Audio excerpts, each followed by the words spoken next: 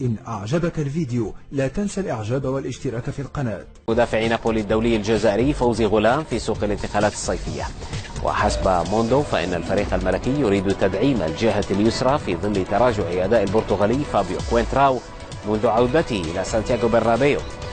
وكتبت الصحيفة أن غلام سيكون على رأس لائحة التعاقدات لريال مدريد ليكون البديل المناسب للبرازيلي مارسيلو. كشفت تقارير صحفية أن نادي يوفنتوس يسعى إلى ضم النجم الجزائري ياسين براهيمي في الميركاتو الشتوي. متوسط ميدان بورتو صاحب 26 عاما وبعد الأداء الرائع الذي قدمه في الجولات الأخيرة من الدوري البرتغالي أصبح يحظى باهتمام العديد من الأندية على غرار نيس وروما. لكن الصحف البرتغالية أشارت إلى أن متصدر الدوري الإيطالي يريد تعزيز صفوفه بضم الدولي الجزائري في الأيام المقبلة. يذكر أن الشرط الجزائي في عقد إبراهيمي يقدر ب60 مليون يورو. ذكرت صحيفة موندو ديبورتيفو الإسبانية أن ريال مدريد مهتم بضم مدافع نابولي الدولي الجزائري فوزي غلام في سوق الانتقالات الشتوية. وحسب موندو فإن الفريق الملكي يريد تدعيم الجهة اليسرى في ظل تراجع أداء البرتغالي فابيو كوينتراو منذ عودته إلى سانتياغو برنابيو. وكتبت الصحيفة أن غلام سيكون على رأس لائحة التعاقدات لريال مدريد ليكون البديل المناسب للبرازيلي مارسيلو. أورو سنويا ولمدة 4 مواسم في عملاق الكرة الألمانية والعالمية بايرن ميونخ. هذه هي تفاصيل العقد الذي تلقى الدولي الجزائري فوزي غلام حسب ما أكدته الصحيفة الإيطالية كوريير ديلا سيرا. يفصل إبراهيم سعد الله. عملاق الكرة الألمانية نادي بايرن ميونخ انتقل إلى مرحلة جديدة فيما يخص المفاوضات مع وكيل أعمال الدولي الجزائري والظهير الأيسر النادي نابولي فوزي غلام من أجل الاستفادة من خدماته، عارضا على اللاعب عقدا ل4 مواسم مقابل 3 ملايين أورو سنويا. وحسب ما كشف عنه موقع كورير دي لا سيرا فإن البايرن يبحث عن استغلال وضعية غلام ورفضه راتب 900 ألف أورو الذي يتقاضاه حاليا مع نادي الجنوب الإيطالي ليعرض عليه ضعف ما يتلقاه في فريقه مقابل موافقته على حمل ألوانه قبل الانتقال بعدها تفاوض مع إدارة الرئيس أوريلو دي لارونيتس. وفي نفس السياق كشف رافائيل أورياما لإذاعة سيارسي الإيطالية أن التنافس بات على أشده بين باريس سان جيرمان والبايرن من أجل خطف غلام، وأن رحيله بات وشيكا بالنظر إلى فشل مفاوضة تجديد عقده مع نابولي الذي ينتهي في جوان 2018. أنه غلام يستحق 40 مليون أورو وهذه هي القيمة الحقيقية له في السوق. هو يدي 20 مليون المرة الجاية. ما هي خفايا هذا التصريح مومن؟ خفايا التصريح انه اللاعب الان في الى اون بيريود دو نيغوسياسيون باش يبرولونجي والماناجير سي توت افي نورمال سي دي بروفيسيونيل يحبوا يصل الى 40 مليون. نو بور ان اريير غوش سافا فريم ما زعما عرفت ان ديفونسور راح بهذه السومه تاع 40 مليون. مدافع راح لتشيلسي ب 27 مليون. ماشي حاجه كبيره. انا مي سون با نومبرو يقدر يكونوا زوج ماكسيموم 3 باسكو مام دي كرون باريزي مالديني كانافارو ما تنقلش بهذه السومه هذه. هذا تصريح من اجل رفع باش يطلع لا كوت تاع غلام كي كونسيديري لان دي ميور اريير غوش في اوروبا. ينظر اللاعبين بعين الاعتبار يعني في كل الاسبوع، واللاعب اللي يكون محضر 100% هو اللي يلعب اساسيين.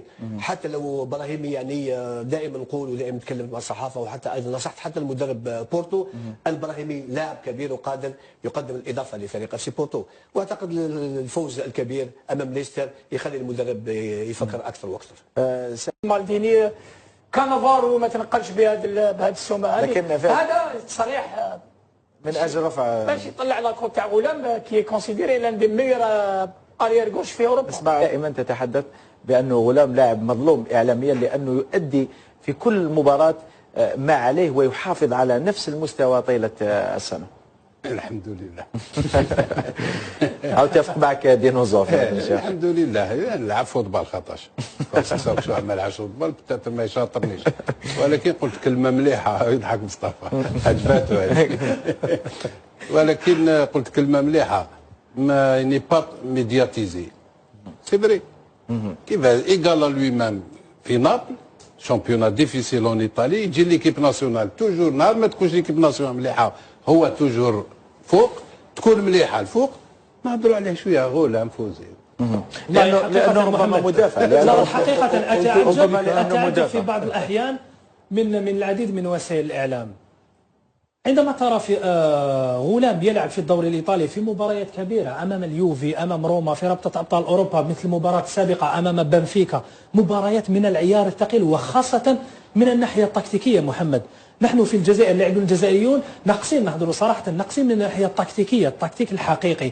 غلام اكتسب هذه الأمور في نابولي، لكن إعلاميا مظلوم جدا لأنه مدافع. إبراهيم لا تقلق، المدافعون لا يتحدثون عنه كثيرا. في نابل أو لا بأس عليه، ولكن هنا في الجزائر نورمالمون غلام يدير اكثر من اللي راهو يدير دركا. مصطفى نورمالمون يشاطرني، لان علاه لو كان جا عنده ميليو تيران اللي يخلي معنا. بونسوار فوزي، ميرسي d'être avec nous. فوزي، premièrement une défaite difficile à خسارة قاسية في نيجيريا لم يتجرعها أحد. ما تعليقك على هذا اللقاء الذي كنتم قريبين من الفوز به؟ Je trouve que dans l'ensemble, on s'est créé pas mal d'occasions. C'est vrai que on a eu de très grandes occasions. أعتقد أننا خلقنا عددا كبيرا من الفرص، بل أقول أكبر عدد من الفرص السانحة، ولكننا تلقينا أهدافا في الجهة المقابلة وهو ما أثر علينا. أعتقد أنه كانت تنقصنا الصلابة الدفاعية في تلك المواجهة. une bonne réaction en deuxième temps avec pas mal d'occasions ratées. تشعرون بالندم بعد تضييع النقاط الثلاث؟ Vous avez des regrets؟ بطبيعة الحال عندما ترى الطريقة التي لعبنا بها خاصة في الشوط الثاني. صحيح أننا واجهنا منتخبا من بين الأقوى في أفريقيا، ولكننا لم نظهر بوجه محتشم. أعتقد أن دخولنا اللقاء. علي بن شيخ، أنت تكلمت في الكثير من المرات وقلت أنا الغيابات هذو ما يقلقونيش، يعني غياب كل من غزال كذا، قلت سي با دي جوار تيتولار انديسكيتابل، مي كونت يساجي دو غلام جو بونس بلي لو كان ما لعبش غلام تتقلق شويه. سي بون. غلام انا ليا مده عامين هو الميور جوار الجوار. انا ليا كيب ناسيونال نابولي، كيب ناسيونال نابولي ميور جوار الجوار ايغال لوي مام. صح. دونك سي فا با جوي غلام يا اخي باش راح تقابل انت نيجيريا؟ ما عندكش. او موا هو الا ليكسبيريونس ايطاليان هذيك، الي ستابل، الي تري بون اوفونسيفمون سور لي سونتر. هذه سا بو ايدي انورميمون سليماني، لان منا كاين محرز ومنا كاين غلام. فهمني؟ سي بور سيت ريزون كو انا لي رومبلاسون ما يقلقونيش بزاف، باسكو باينه ليكيب محرز سليماني ابراهيمي والاخرين 3 ميليو تيران فا يجوي ان بلوك ديفونسيف با. هذا شيء واضح، ان بلوك با طون طون غلام يطلع، سي تو تافي نورمال. ولهذا ما يقلقونيش بزاف هادو اللي 3 بار سوداني قلت لك يفو ان بون بلاصون، بيسك ما كانش يا بنجاح يا وطر. مي وبالنسبه لسليماني العوده تاعو اللي ما شاركش في بدايه نو سليماني، سي سليماني ما يكونش صافي دير ما يكون سليماني وسوداني يقع توجور عندك ان بروبليم. الور كون بوزوان دان سليماني سورتو في لي بال لي سونتر تاع لي دو جوار سيتي اللي هو محرز والاخر. لازم ان جوار اللي يرومي دو لا تيت ولا يمارك دي بي دو لا تيت، باسكو يا محرز اللي بو بينيتري مي جو سوي سور كي فا ريسيفوار بوكو دو كو. عندك براهيمي اللي بو فير اوسي سو جور دو شوز، ميم لي ميليو ما عندكش اللي يديروا هاد لي بينيتراسيون، تا با جوار اللي يديروا هاد الشيء ابار. دونك لو جو باين محرز يروح يطرب يفرق ولا يرمي الخريسي يخرج. صح. علي ماكش متخوف انت من انه غلام ما يكونش على 100%؟ كيما ما تدربش التربص بدا يوم الاحد، بعد عاودته مع المنتخب ما تدربش الاحد، ما تدربش الاثنين، ما تدربش الثلاثاء، تدرب البارح فقط الاربعاء. اليوم سي لو فواياج، درب الصباح، درب اليوم الصباح، داروا تدريبات قبل ما يقلعوا.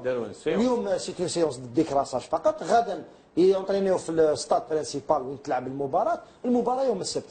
سي با بالك سوفيزون ليه كوم شارج؟ بالك انسوفيزون. نو هو درب العام اللي فات هاد لا سيزون، هذا سيريا كيما كونتر جوار كيريح 3 4 ما يونطرينيش، من بعد يدخلوا بلان بلان فور. الناس تغلط تقول كم ما يونطرينيش 4 ايام كونتر. هذه سي لي جوار اللي يقدروا خاف لي دولور، خاف لي دولور لي جوار ماشي لي دولور، خاف لي دولور ولاو هذا مشكل. il lui faut un très bon échauffement، يجي داخل تري بون ايشوفمون باش يدخل سخون تاع الصح ويدخل بالعقل، ومن بعد يصرى دون لو كو ان شاء الله. تاكد عرفت